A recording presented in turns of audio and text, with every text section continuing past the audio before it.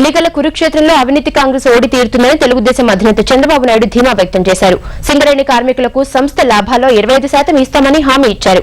ప్రజారాజ్యంపై విమర్శల వర్షం కురిపించిన చంద్రబాబు కాంగ్రెస్ నేతల స్విస్ బ్యాంక్ అకౌంట్లు తెరిపిస్తామని అన్నారు.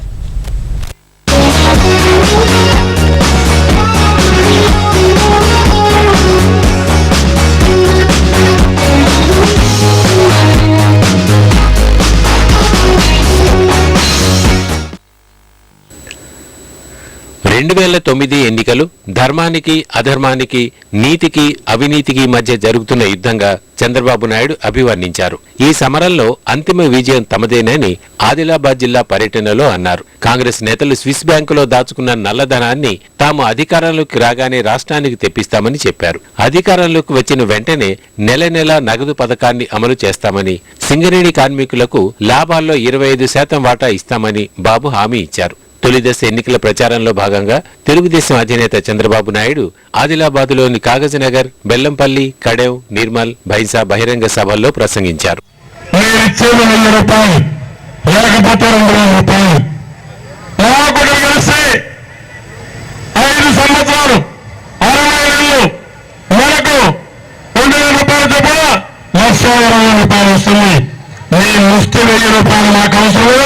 చాలా స్పష్టంగా చెప్పాల్సిన అవసరం ఉంది. నేను నగదు బదిలీ గురించి ఎప్పుడు కూడా స్విస్ బ్యాంక్ అకౌంట్స్ గురించి మాట్లాడలేదు. వేరే డబ్బులు స్విస్ బ్యాంక్ లో ఉన్నాయి, అవి కూడా తెప్పించాలి, అది వేరే విషయం. చిరంజీవి సినిమాల్లో వేసే స్టెప్పుల్ని రాజకీయాల్లో వేయలేకపోతున్నాడని చంద్రబాబు చురకలంటించారు. అదో పార్టీ కానే కాదని అందులోంచి వెళ్లిపోతున్న వారే చెప్తుంటే ఇక ప్రజలకేం చేస్తారని ప్రశ్నించారు.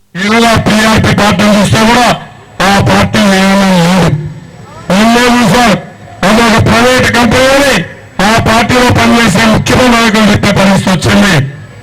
ఆ పార్టీ అధినేత సినిమాల్లో డ్యూయెట్లు బాగా చేశాడు, స్టెప్లు బాగా చేసేవాడు.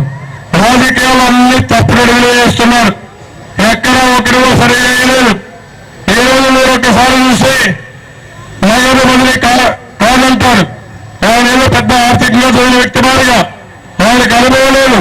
9 సంవత్సరాలు ముఖ్యమంత్రిగా చేసిన నేను, ప్రపంచం మొత్తం మెచ్చుకునే విధంగా పరిపాలించిన నేను, ఇది సాధ్యమంటే అసాధ్యమైన వ్యతిరేకతను. అనంతపురం జిల్లాలోని కంబదూరు, మడకశిర, పెనుకొండ, కదిరి, పుట్టపర్తి నియోజకవర్గాల్లో ఇవాళ చంద్రబాబు పర్యటిస్తారు.